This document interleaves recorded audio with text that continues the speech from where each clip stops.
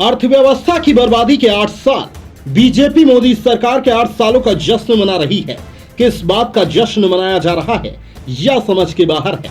यह हमारा नहीं कहना है, यह कहना है राजनीतिक चिंतक गिरीश मालवीय जी का।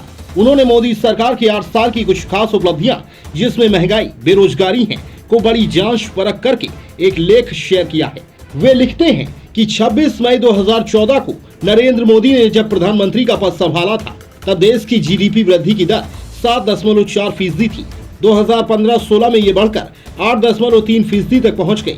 उसके बाद मोदी द्वारा की गई नोटबंदी ने देश का ऐसा भट्ठा बिठाया कि आज तक वह उबर नहीं पाया है। विकास दर निरंतर गिरती गई। वित्त वर्ष 2020 से 21 में तो देश की जीडीपी में 7.3% की गिरावट आई है। यह 4 दशक में देश की जीडीपी में आई सबसे बड़ी गिरावट है। कोरोना काल में एशिया में सबसे खराब परफॉर्मेंस करने वाली अर्थव्यवस्था भारत की ही है। सबसे पहले बेरोजगारी पर बात कर लेते हैं। मोदी के पीएम बनने से पहले देश में बेरोजगारी दर 3.4% थी। आज यह बढ़कर 8.7% हो गई है। 2019 में कोरोना काल से ठीक पहले देश में बेरोजगारी दर 6.1% थी और ये आंकड़ा 45 साल में सबसे ज्यादा था। देश के इतिहास को छोड़िए, दुनिया के इतिहास में यह पहली बार हुआ होगा कि रोजगार बढ़ने के बजाय कम हुआ है। मोदी सरकार के आने से पहले 43 करोड़ लोगों के पास रोजगार था। अभी देश में करीब 40 करोड़ लोगों के पास रोजगार बचा है। आइए अब महंगाई को देख लेते हैं।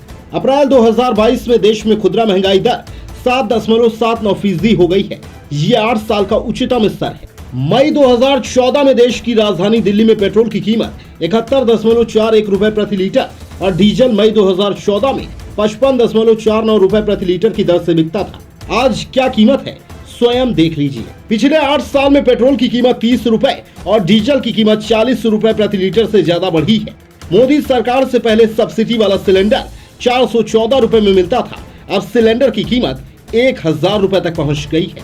इन 8 साल में आटे की कीमत 48%, चावल की 31%, दूध की 40% और नमक की कीमत 35% तक बढ़ गई है। महंगाई अपनी चरम पर है।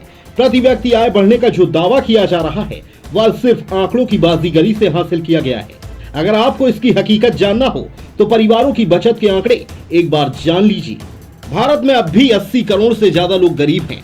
मोदी जी कर्जा लेकर घी पी रहे हैं। पिछले 8 साल में विदेशी कर्ज भी बेतहाशा बढ़ा है। इस दौरान भारत पर हर साल औसतन 25 अरब डॉलर का विदेशी कर्ज बढ़ा है।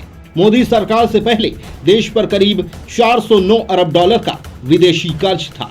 यह अब बढ़कर 1.5 गुना यानी करीब 615 अरब डॉलर पहुंच गया है। मोदी सरकार में न शिक्षा पर काम हुआ न स्वास्थ्य पर। कितने एम्स बने हैं? एम्स छोड़िए, कितने साधारण अस्पताल ही बने हैं वो बता दीजिए। मोदी के प्रधानमंत्री बनने से पहले देश में 15.18 लाख स्कूल थे, जो अब घटकर 15.09 लाख रह गए हैं। कौन सी नई शिक्षा नीति लागू हुई है आप बता दीजिए। आपको याद होगा कि 2014 में मोदी जी ने मेक इन इंडिया की शुरुआत की थी। इसका मकसद था दुनिया भर कड़ी कंपनियों को भारत में अपनी चीजें बनाने के लिए प्रेरित करना और भारत में बनी चीजों को दुनिया भर में भेजना था। यह योजना पूरी तरह से फेल ही रही। भारत अब भी निर्यात से ज्यादा आयात करता है।